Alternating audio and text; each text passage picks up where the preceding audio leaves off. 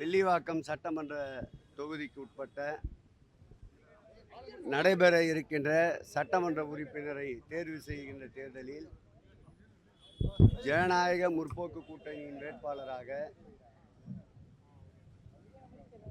திராவிட முன்னேற்ற கழகத்தின் தலைவர் தமிழ்நாட்டு முதலமைச்சர் அவர்களுடைய வேட்பாளராக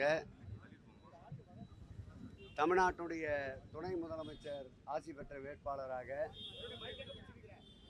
தோழமை கட்சியினரின் சார்பில் இன்றைக்கு உதயசூரியன் சின்னத்திலே போட்டியிடுவதற்கு வில்லிவாக்கம் சட்டமன்ற தொகுதிக்கு கார்த்திக் மோகன் அவர்கள் இன்றைக்கு வேட்புமனு தாக்கல் செய்திருக்கின்றார். சுமார் 1,70,000க்குள் அடங்கிய வாக்காளர்கள் கொண்ட 254 பாகங்கள் கொண்ட இந்த சட்டப்பேரவை தேர்தலில் பதிவாகின்ற வாக்குகளில் கடந்த 5 ஆண்டு கால மக்கள் நல ஆட்சியில் மக்கள் நல முதல்வரின் அரும்பெரும் திட்டங்களால் நிச்சயம் பதிவாகின்ற வாக்குகளில் 75% மேலான வாக்குகளை உதயசூரியன் அல்லும் நிச்சயம் சட்டப்பேரவை உறுப்பினராக கார்த்திக் மோகன் அவர்கள் 4ஆம் தேதி வாக்கு எண்ணிக்கையின் போது அக்னி நட்சத்திரம் தொடங்குகின்ற நாள், சூரியனுக்கு உகந்த நாள். கண்டிப்பாக அந்த நாளிலே வாக்கு எண்ணிக்கையின் முடிவில் உதயசூரியன் தகத்தகாயமாக ஜொலிக்கும். எதிர்கட்சி வேட்பாளரா என்ன சொல்றாங்கன்னா, கடந்த 5 ஆண்டுகளா திமுக இங்க ஒரு எம்எல்ஏ ஆபீஸ் கூட போடாம இருந்திருக்காங்க. என்ன பணிகளை செஞ்சாங்கன்னு தாவேக உட்பட எதிர்கட்சி வேட்பாளர்கள் இப்போ கொஸ்டின் பண்றாங்க. அவர் வேட்புமனு தாக்கல் செய்துவிட்டு சென்றார். அந்த வேட்புமனு தாக்கல் செய்துவிட்டு சென்ற கட்டிடமே சட்டமன்ற உறுப்பினர் மேம்பாட்டு நிதியிலிருந்து கட்டப்பட்ட கட்டிடம். அதோடு அவர் குடியிருக்கின்ற பகுதியே இந்த பகுதிக்கு உள்ளடங்கிய பகுதி என்பதால் அதற்காக தனியாக அலுவலகம் தேவைப்படவில்லை. எந்நேரமும் 24/7 தொடர்பு கொண்டால் தொடர்பு கொள்ளக்கூடிய வேட்பாளர் அவர் தொகுதிக்கு மாத்திரம்தான் பணியாற்றினார். தற்போது நிறுத்தப்பட்டவருடைய நிலைமை என்ன என்பதை நீங்களே சீர்தூக்கி பாருங்கள்.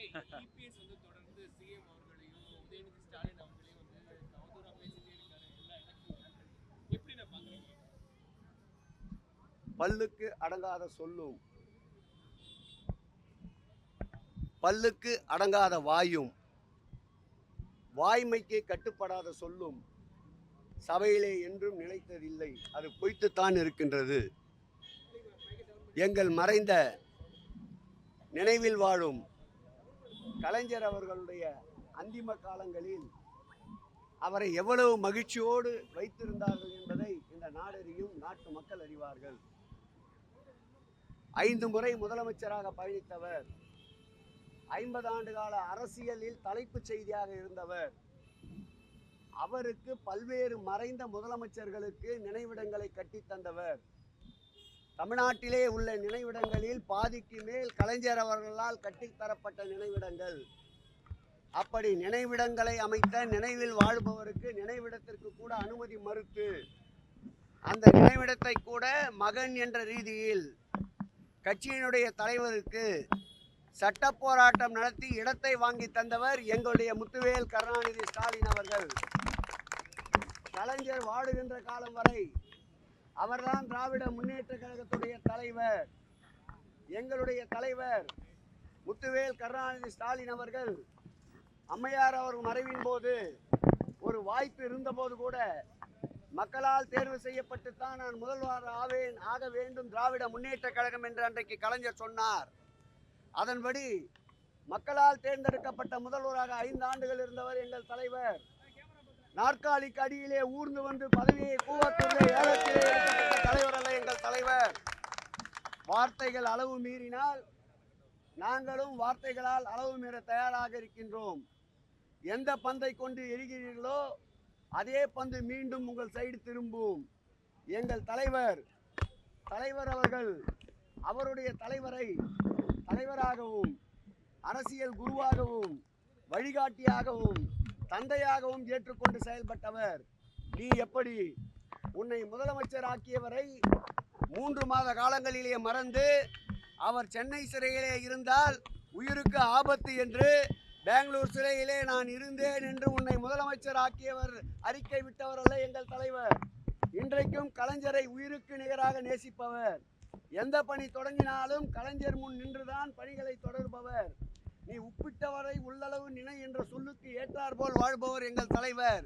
நீ அன்னமிட்ட வீட்டிலே கண்ணமிடுபவர். நீ உனக்கு எங்கள் தலைவரை பற்றியோ இயக்கத்தை பற்றியோ பேசுவதற்கு எந்தவித அருகதையும் இல்லை என்பதை நான் அழுத்தம் திருத்தமாக பதிவு செய்கிறேன். போதும்.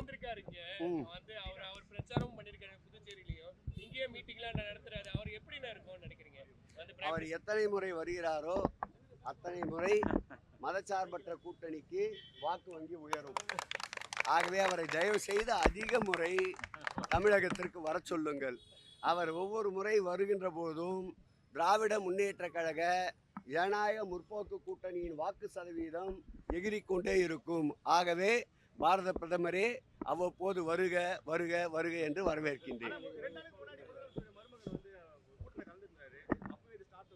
அவர் திராவிட முன்னேற்ற கழகத்தின் உறுப்பினர் தான். அவர் கூட்டத்திலே வந்து கலந்து கொள்வது வாக்கு கேட்பது என்பது அவருடைய தார்மீக உரிமை. ஒரு இயக்க தொண்டனாக அவருடைய நண்பனுக்காக வாக்கு சேகரிக்க வந்தார். வாக்காளரை சந்தித்தார். அது தலைவரும் தலைமையும் தான் முடிவு செய்யும்.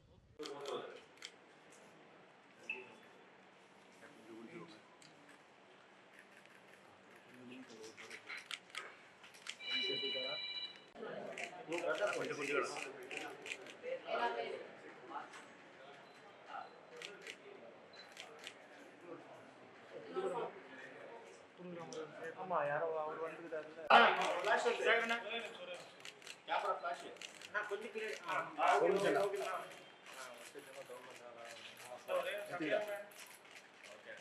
ஓகேவா? ஓகேண்ணா. ஃபிளாஷை டவுன் பண்ணேன். ஓகே.